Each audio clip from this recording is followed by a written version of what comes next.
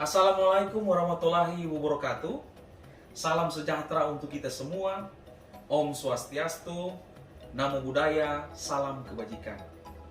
Perkenalkan, nama saya Steve Aristo Walewangko, S.Phils MPD. Saya adalah dosen tetap pada program studi pendidikan guru sekolah dasar, Fakultas Ilmu Pendidikan, Universitas Katolik de La Salle Manado.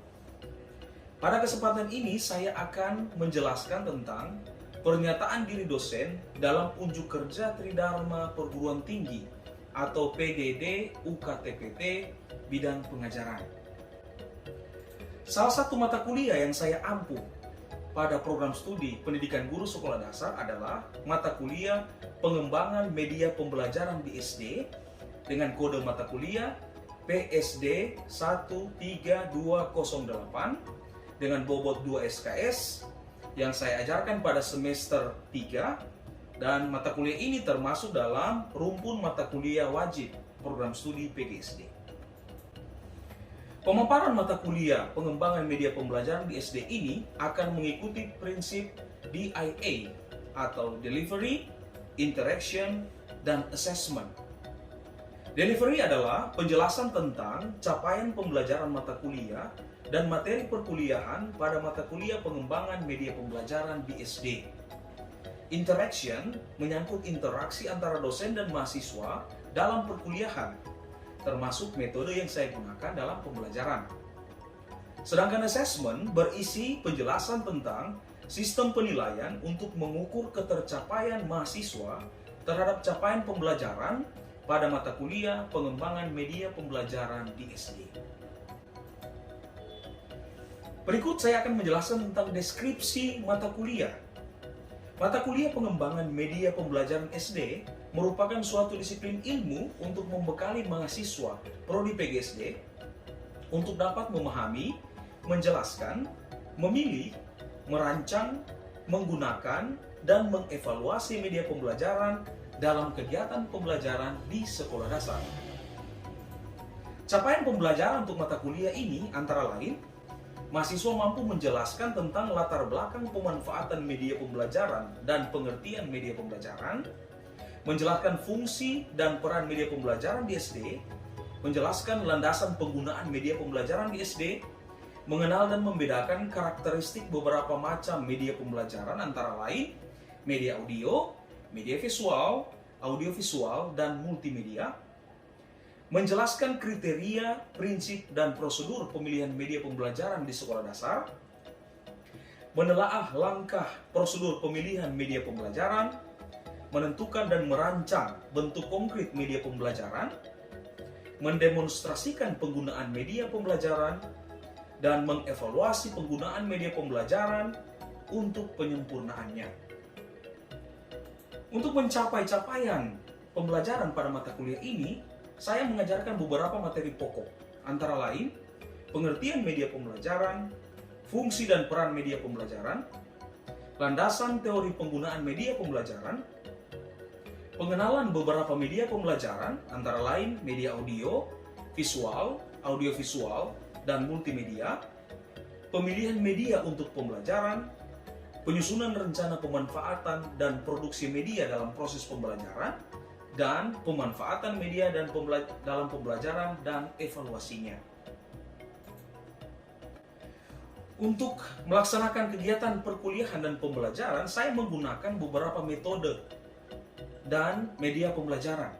Antara lain, metode yang saya gunakan adalah metode ceramah, metode PBL atau Project Based Learning, presentasi mandiri, keaktifan dan kehadiran mahasiswa dalam perkuliahan.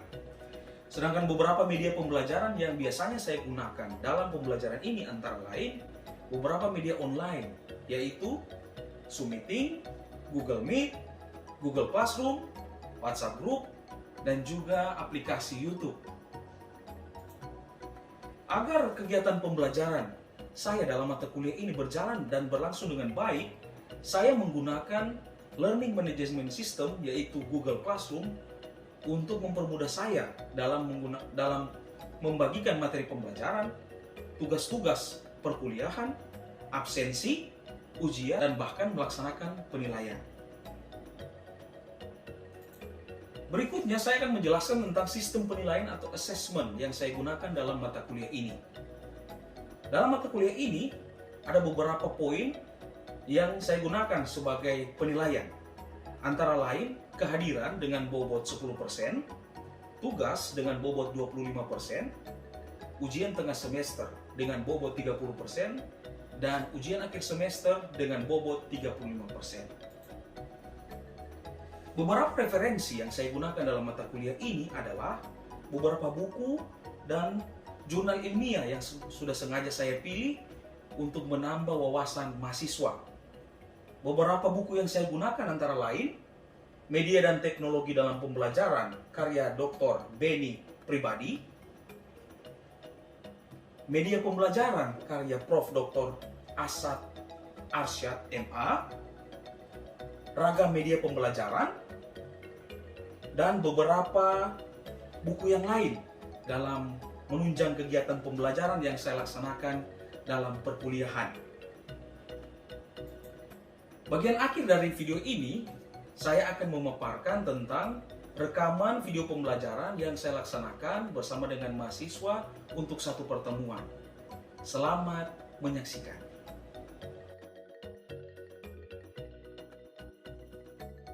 Baik, selamat siang disampaikan kepada kita semua. Apa kabar hari ini? Baik, Sir. Oke. Kalau begitu kita akan mulai perkuliahan kita pada hari ini. Sebelum kita mulai, seperti biasa kita buka dengan doa. Mohon dipimpin oleh salah satu dari kalian. Siapa bisa pimpin? Ya, silakan Dina. Baik teman-teman Dansa, sebelum kita memulai perkuliahan kita pada siang hari ini, baiklah kita mulai berdoa. Let us remember that we are in the holy presence of God. I will continue, my God, the omniscience for the love of you. Saint John Baptist de la Salle, Pray for us with Jesus in our heart forever. Baik, terima kasih. Silakan dulu. Oke, hari ini kita akan masuk dalam perkuliahan mata kuliah pengembangan media pembelajaran di SD. Nah, hari ini kita masuk pada pertemuan yang ke-6.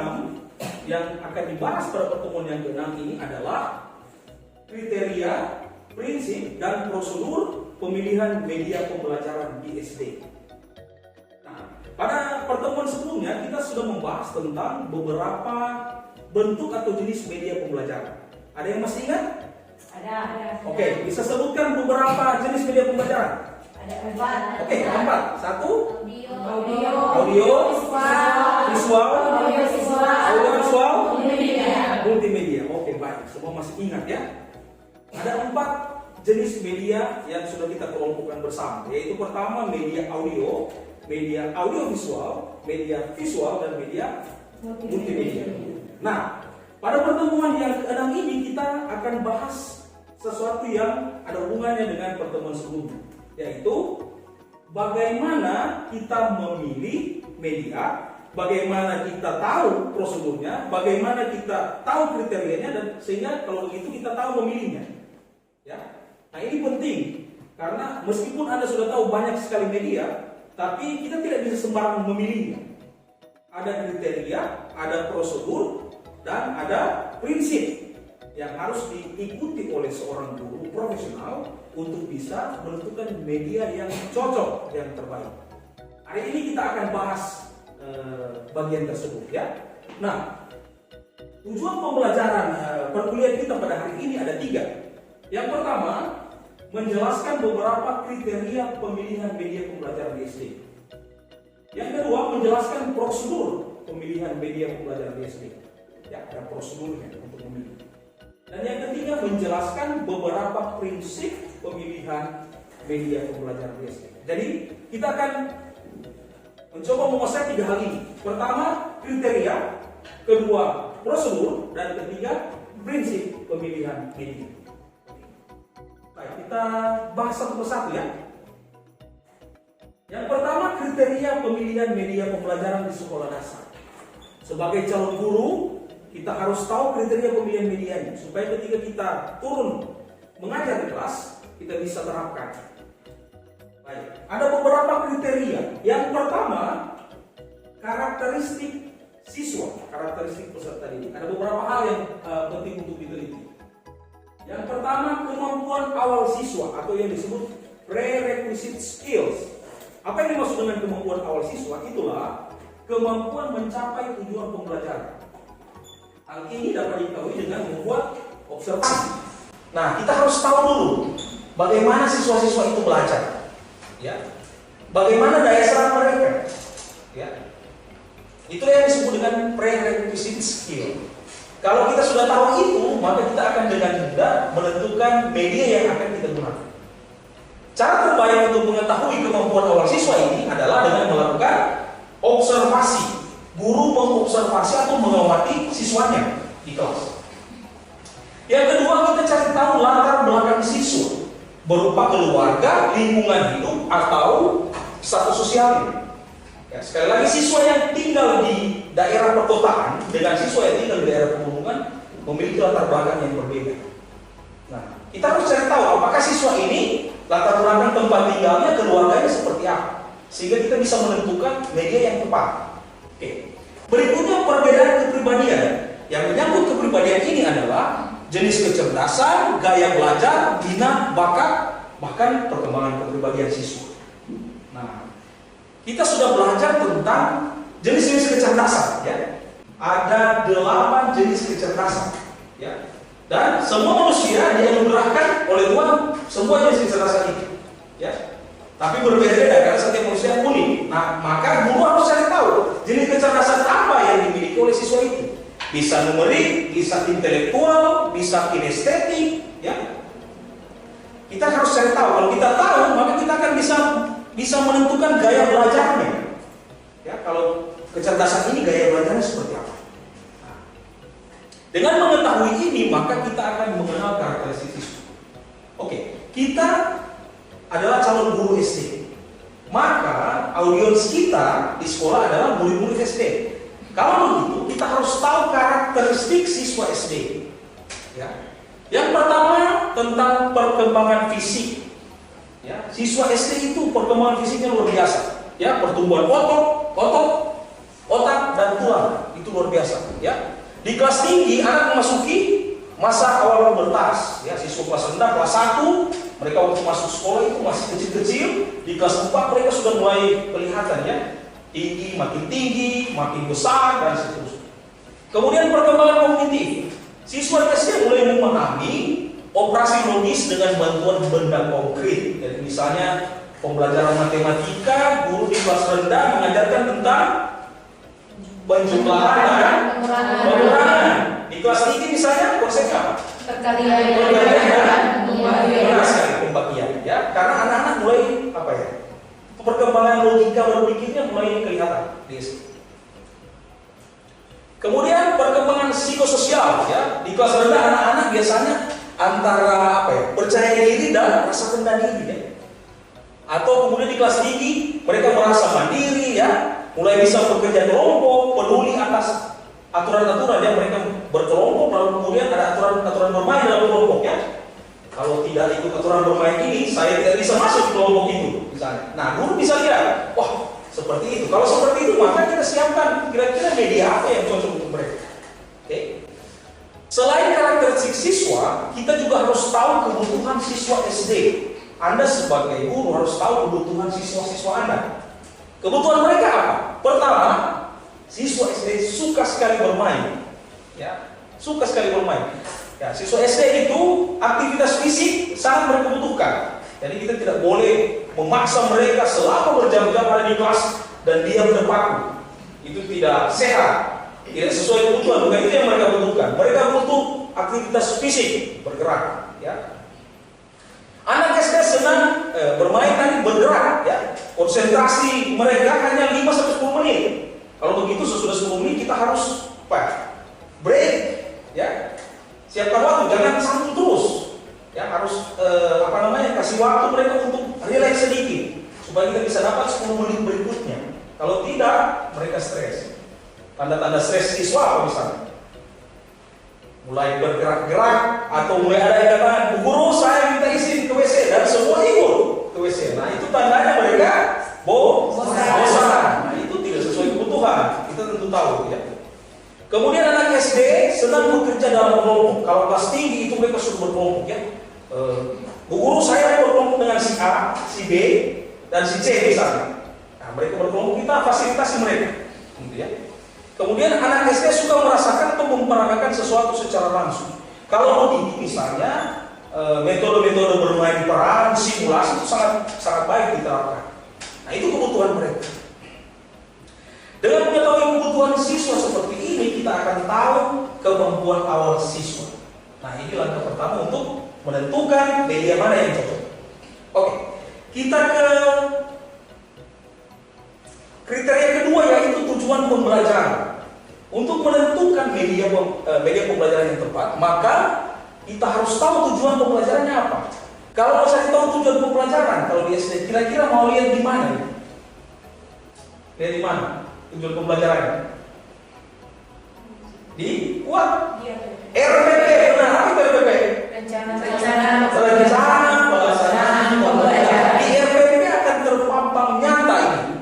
Apakah aspek kognitif yang menjadi tujuannya atau afektif atau psikomotorik? Ya. Kalau kognitif berarti konsep. Kalau afektif berarti sikap. Kalau psikomotorik keterampilan, skill atau kecakapan yang ingin diajarkan kepada siswa.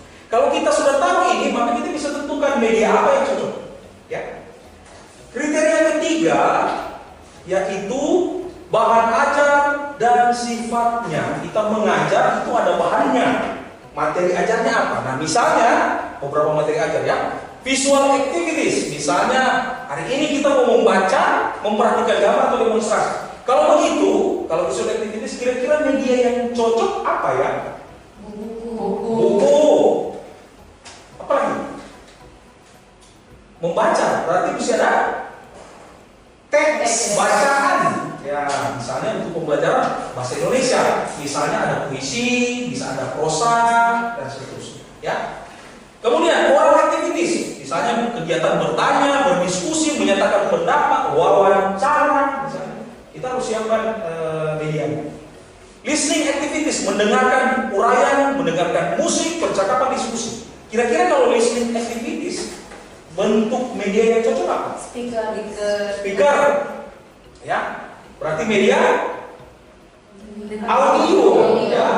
Ada speaker misalnya. Kalau pembelajaran bahasa Inggris misalnya kan, cara bicaranya kita bisa dengar langsung ya. Mental activities, mengingat, memecahkan soal, menghubungkan, mengambil keputusan. Motor activities, melakukan percobaan tadi ya, misalnya simulasi ya, kegiatan tertentu. Ya, kriteria ketiga adalah bahan ajar dan sifatnya. Kita ke kriteria yang keempat. Kriteria yang keempat adalah pengadaan media. Apakah media tersebut tersedia atau tidak? Nah, dalam hubungan dengan pengadaan media, maka kita kenal dua jenis media. Yang pertama, media jadi atau by utilization. Itu berarti media yang sudah ada. Misalnya komoditi perdagangan dan diperjualbelikan. Misalnya yang dijual di toko-toko tertentu misalnya ya. Keuntungannya untuk media seperti ini adalah hemat waktu, hemat tenaga. Karena apa? Karena guru tidak membuat, tidak menyiapkan ya.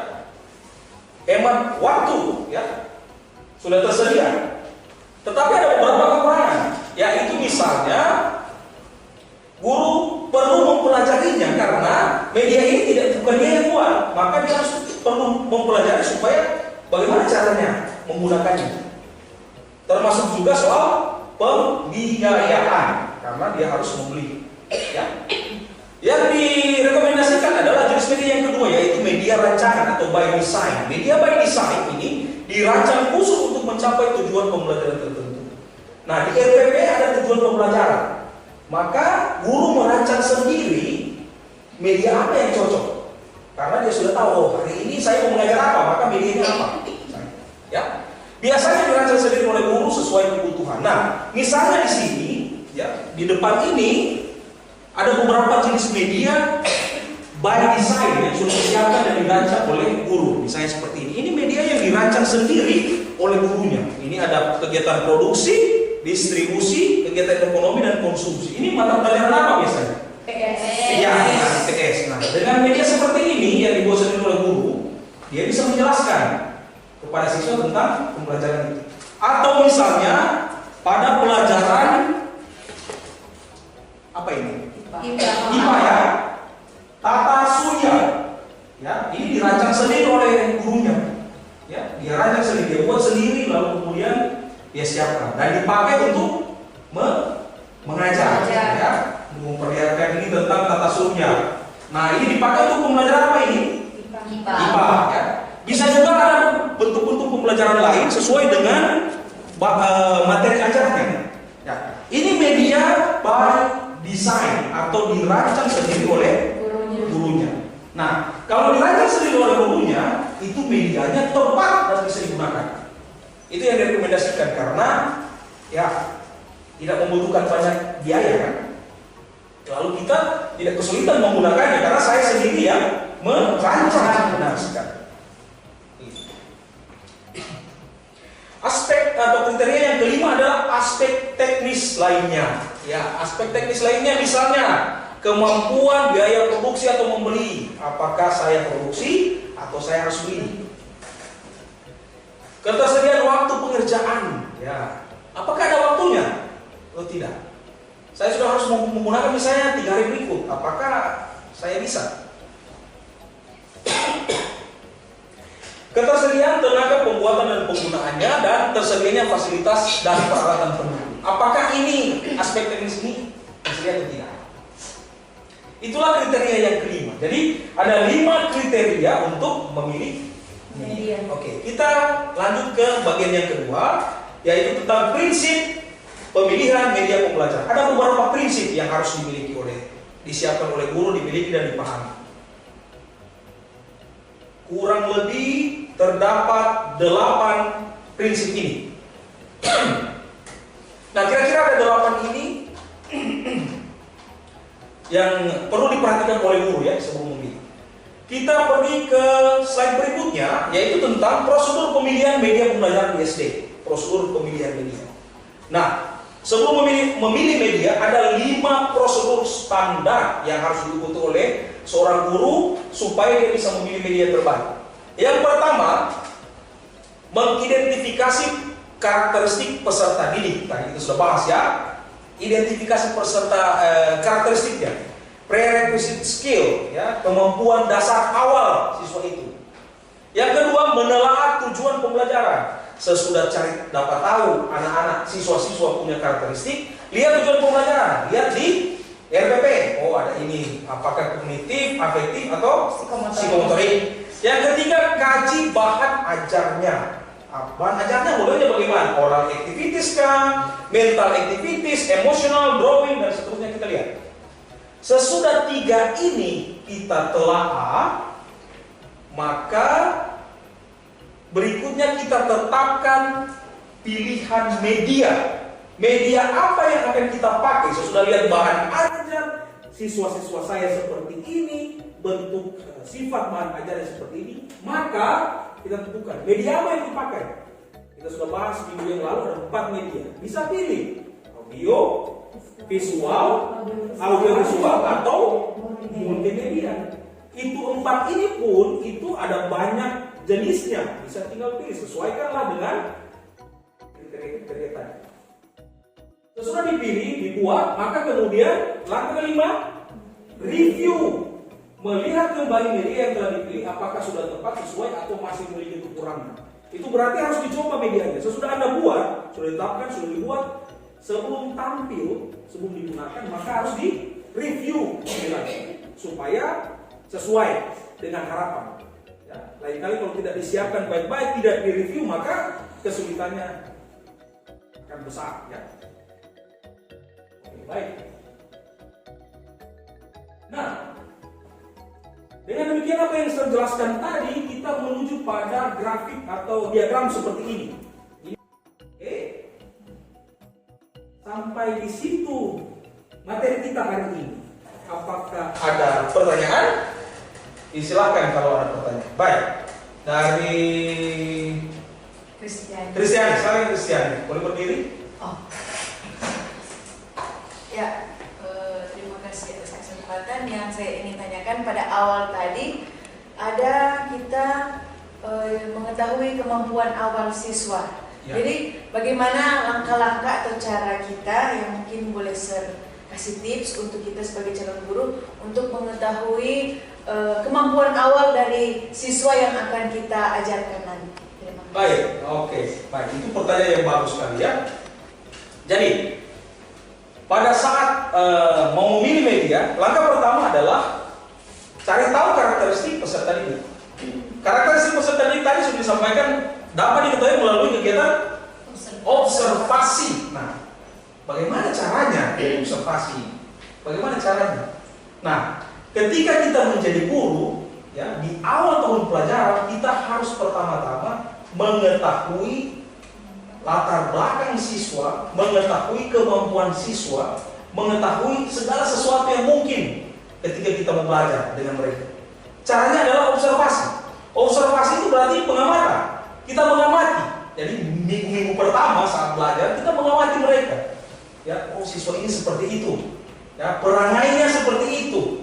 Ya, cara dia menjawab pertanyaan seperti itu. Cara dia merespon ketika kita bertanya seperti itu.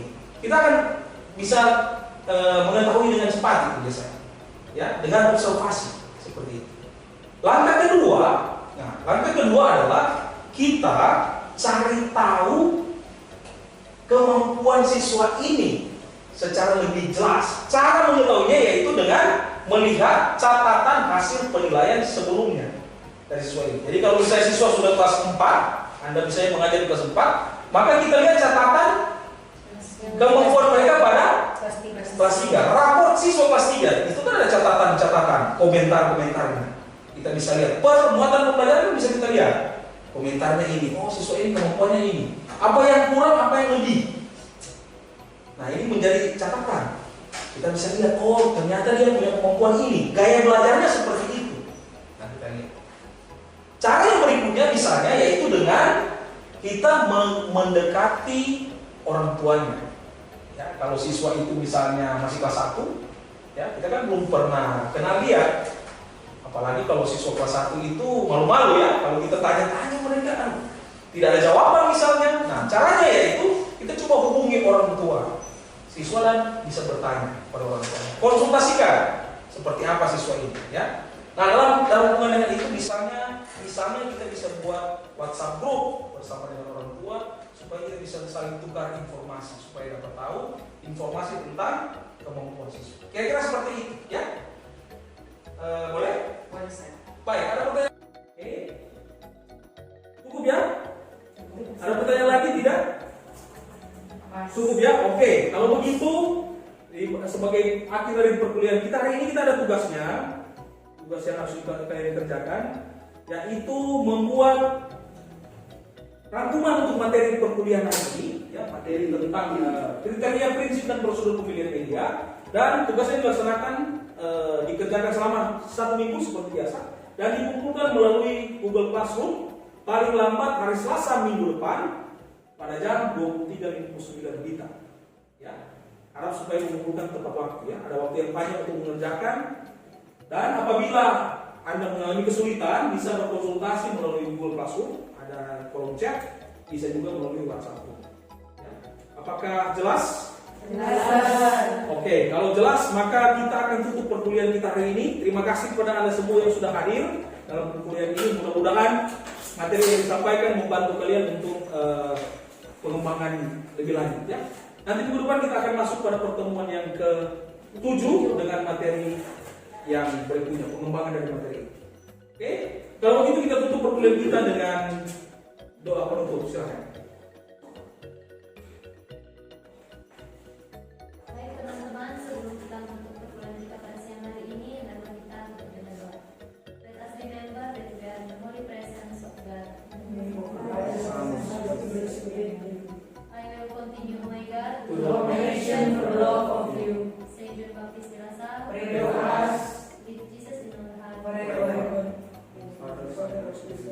Oke, terima kasih kepada sampai jumpa pada pertemuan yang akan datang. Terima kasih.